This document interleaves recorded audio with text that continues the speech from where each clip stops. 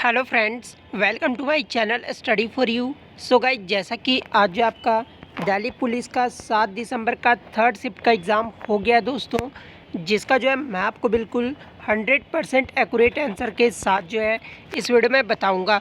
तो देख लेते हैं कि किस प्रकार के जो आज आपके 7 दिसंबर के थर्ड शिफ्ट के एग्ज़ाम में जो प्रश्न पूछे गए हैं।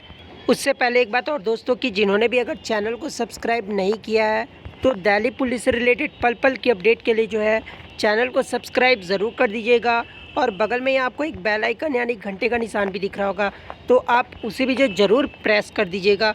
तो चलिए वीडियो को स्टार्ट करते हैं। तो आज का जो आपका पहला क्वेश्चन आया था दोस्तों कि वाकाटक वंश के जो है संस्थापक कौन थे। तो देखिए, संस्थापक से रिलेटेड जो आपके क्वेश्चंस लगातार पूछे जा रहे हैं। कल भी आपका क्वेश्चंस पूछा गया था और आज भी जो आपके क्वेश्चंस पूछे गए हैं। तो देखिए, वाकाटक वंश के जो संस्थापक थे ये जो है विद्य शक्ति थे। तो विद्य शक्ति जो है आपका यहाँ पर राइट आंसर हो जाता। नेक्स्ट क्वेश्चन आपका था दोस्तों कि आरटीजीएस के माध्यम से जो हस्तांतरित की जाने वाली न्यूनतम राशि कितनी होती है। तो देखिए, बैंकों में जो आरटीजीएस होता है उसके माध्यम से जो हस्तांतरित की जाने वाली जो न्यूनतम राशि होता है वो 2 लाख का होता है। तो 2 लाख जो है आपका यहाँ पर राइट आंसर हो जाएगा। बात कर ले दोस्तों, आरटीजीएस का जो फुल फॉर्म होता है वो क्या होता है। तो ये भी आपको याद रखना है कि आरटीजीएस का जो फुल फॉर्म होता है वो रियल टाइम ग्रोस सेटलमेंट होता है। तो ये चीज़ भी आपको याद रखना है। नेक्स्ट क्वेश्चन आपका था कि कैल्शियम सल्फेट डाइहाइड्रेट का जो है केमिकल नेम पूछा गया था। तो देखिए, कैल्शियम सल्फेट डाइहाइड्रेट का जो केमिकल नेम होता है वो जिप्सम होता है। तो जिप्सम जो है आपका यहाँ पर राइट आंसर हो जाएगा। और जिप्सम का मॉलिक्यूलर फार्मूला क्या होता है, तो ये भी आपको याद रखना है कि इसका जो मॉलिक्यूलर फार्मूला होता है वो CaSO4.2H2O होता है। ठीक है, तो ये मॉलिक्यूलर फार्मूला भी आपको याद रखना है। नेक्स्ट क्वेश्चन आपका था दोस्तों कि हर्यक वंश का जो है प्रथम शासक कौन था।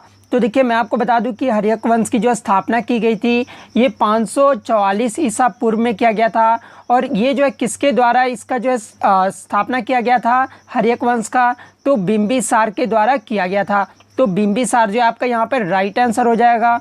और यदि आगे के शिफ्ट में आपसे पूछा जाए कि हर्यक वंश का जो अंतिम शासक कौन था, तो ये भी आपको याद रखना है कि हर्यक वंश का जो अंतिम शासक था ये नाग दशक था। तो ये भी आपको याद रखना है। नेक्स्ट आपका था दोस्तों कि इकोनॉमिक सर्वे ऑफ इंडिया जो है ये कौन करता है। तो देखिए, इकोनॉमिक सर्वे ऑफ इंडिया जो करते हैं ये मिनिस्ट्री ऑफ फाइनेंस के द्वारा जो है किया जाता है, जो कि गवर्नमेंट ऑफ इंडिया होते हैं। ठीक है, तो मिनिस्ट्री ऑफ फाइनेंस जो है आपका यहाँ पर राइट आंसर हो जाएगा। नेक्स्ट आपका था दोस्तों कि हाल ही में जो बीसीसीआई के अध्यक्ष कौन बने हैं। तो देखिए, बीसीसीआई के जो अध्यक्ष बने हैं ये सौरभ गांगुली बने हैं। तो सौरभ गांगुली जो आपका यहाँ पर राइट आंसर हो जाता। बात कर ले दोस्तों कि बीसीसीआई के सीईओ कौन है, यानी चीफ एग्जीक्यूटिव ऑफिसर। ठीक है, तो वर्तमान में जो बीसीसीआई के सीईओ हैं वो राहुल जौहरी हैं। तो ये भी आपको याद रखना, हो सकता है कि आगे के शिफ्ट में आपसे पूछ दिया जाए। नेक्स्ट बात करें बीसीसीआई के वाइस प्रेसिडेंट कौन है। तो बीसीसीआई के जो वाइस प्रेसिडेंट है ये महिम वर्मा है। तो ये भी आपको याद रखना है। और आईसीसी के चेयरमैन कौन है, तो वर्तमान में जो आईसीसी के चेयरमैन है ये शशांक मनोहर है। तो ये भी आपको याद रखना है। नेक्स्ट क्वेश्चन आपका आया था दोस्तों यहाँ पर कि great old man of India, जिसको भारत का वयोवृद्ध पुरुष हिंदी में कहा जाता है, ये जो किसे कहा जाता है। ठीक है, तो देखिए, great old man of India जो है ये दादा भाई नौरोजी को कहा जाता है। तो दादा भाई नौरोजी जो आपका यहाँ पर राइट आंसर हो जाएगा।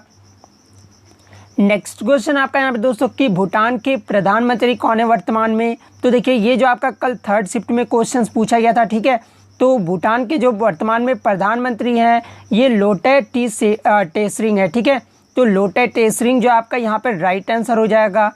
नेक्स्ट क्वेश्चन आपका यहाँ पे दोस्तों कि राष्ट्रपति राज्य में जो है आपातकाल लगाने हेतु किससे जो है सलाह लेते हैं। तो देखिए, राष्ट्रपति राज्य में जब आपातकाल लगाते हैं तो ये जो है राज्यपाल से सलाह लेते हैं। तो राज्यपाल जो आपका यहाँ पर राइट आंसर हो जाता। नेक्स्ट आपका था दोस्तों कि प्रधानमंत्री की नियुक्ति जो है राष्ट्रपति करेगा और अन्य मंत्री को जो नियुक्ति है वो भी राष्ट्रपति करेगा, लेकिन प्रधानमंत्री की सलाह पर करेगा। ये जो है किस अनुच्छेद में वर्णित है। तो ये जो वर्णित है ये आपका अनुच्छेद 75 में वर्णन किया गया है। तो अनुच्छेद 75 जो आपका यहाँ पर राइट आंसर हो जाएगा। नेक्स्ट आपका था दोस्तों कि वित्त आयोग का जो कार्यकाल है ये कितने दिनों का होता है। तो देखिए वित्त आयोग का जो कार्यकाल होता है ये 5 वर्षों का होता है। तो 5 वर्ष जो है आपका यहाँ पर राइट आंसर हो जाएगा। बात कर ले वर्तमान में भारत के वित्त आयोग कौन है, तो ये भी आपको याद रखना है कि वर्तमान में जो भारत के वित्त आयोग है ये NK सिंह है जो कि 15वें वित्त आयोग हैं। तो ये चीज़ आपको याद रखना है। और इनका जो कार्यकाल है ये 2020 से 25 तक है, क्योंकि वित्त आयोग का जो कार्यकाल होता है वो 5 वर्षों का होता है। तो 2020 से 25 तक जो NK सिंह का कार्यकाल है। और कभी कभी एग्जाम में क्वेश्चंस पूछा जाता है दोस्तों कि 14वें वित्त आयोग के अध्यक्ष कौन थे।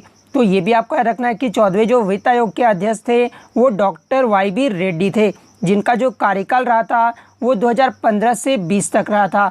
तो ये भी आपको याद रखना है। नेक्स्ट क्वेश्चन आपका था दोस्तों कि ल्यूसीफर जो है ये किस ग्रह का नाम है। तो देखिए ल्यूसीफर जो एक लैटिन वर्ड है, ठीक है, और ये जो है शुक्र यानी वेनस ग्रह का नाम है। तो वेनस जो है आपका यहाँ पे राइट आंसर हो जाता।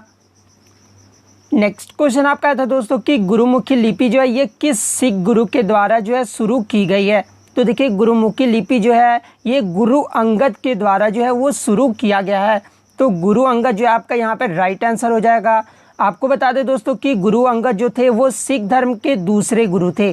तो अगर एग्जाम में क्वेश्चंस पूछा जाए आगे के शिफ्टों में कि सिख धर्म के दूसरे गुरु का नाम क्या है, तो गुरु अंगद है। तो ये चीज़ भी आपको ध्यान में रखना है। और सिख धर्म के संस्थापक कौन है, तो ये भी आपको याद रखना है कि सिख धर्म के जो संस्थापक थे ये गुरु नानक थे। तो ये चीज़ भी आपको याद रखना है। और अपने बाद जो है गुरु अंगद को जो है उन्होंने उत्तराधिकारी नियुक्त किया था। नेक्स्ट क्वेश्चन आपका था दोस्तों कि यांगत्जे नदी जो है कि यांगत्जे नदी के किनारे कौन सा शहर बसा हुआ है। तो देखिए ये जो यांगत्जे नदी है ये आपका चीन में है। तो इसमें से जो भी आपके ऑप्शन में होगा इन चारों में से वो आपका जो है राइट आंसर हो जाएगा, क्योंकि यांगत्जे नदी के किनारे जो यही सब शहर जो है वो बसे हुए हैं। और आपको बता दें दोस्तों इसके बारे में एक रियल फैक्ट कि ये जो है एशिया का सबसे बड़ा नदी है, ठीक है। तो ये चीज़ भी आपको याद रखना है। और अगर वर्ल्ड की बात करें तो वर्ल्ड में जो है ये तीसरा सबसे बड़ा नदी है। तो ये भी आपको याद रखना है। नेक्स्ट क्वेश्चन आपका था दोस्तों कि गुप्त वंश का जो है अंतिम शासक कौन था। तो देखिए गुप्त वंश का जो अंतिम शासक था वो विष्णुगुप्त था। तो विष्णुगुप्त जो है आपका यहाँ पर राइट आंसर हो जाएगा। और बात कर ले गुप्त वंश का जो है प्रथम शासक कौन था, तो प्रथम भी आपको याद रखना है कि श्रीगुप्त था। तो ये चीज़ भी आपको याद रखना है। नेक्स्ट आपका था कि व्हाट हैपेंड पुस्तक के लेखक कौन है। तो देखिए व्हाट हैपेंड पुस्तक के जो लेखक हैं ये हिलैरी क्लिंटन है। तो हिलैरी क्लिंटन जो आपका यहाँ पे राइट आंसर हो जाता। नेक्स्ट क्वेश्चन आपका था दोस्तों कि महाबलेश्वर से जो है कौन सी नदी निकलती है। तो देखिए महाबलेश्वर से जो टोटल आपका 5 नदी निकलता है, ठीक है। कौन कौन सा, कृष्णा नदी, सावित्री नदी, कोयना नदी, वेना नदी और गायत्री नदी, ठीक है। तो आई थिंक आपके ऑप्शन में जो है कृष्णा नदी दिया हुआ था।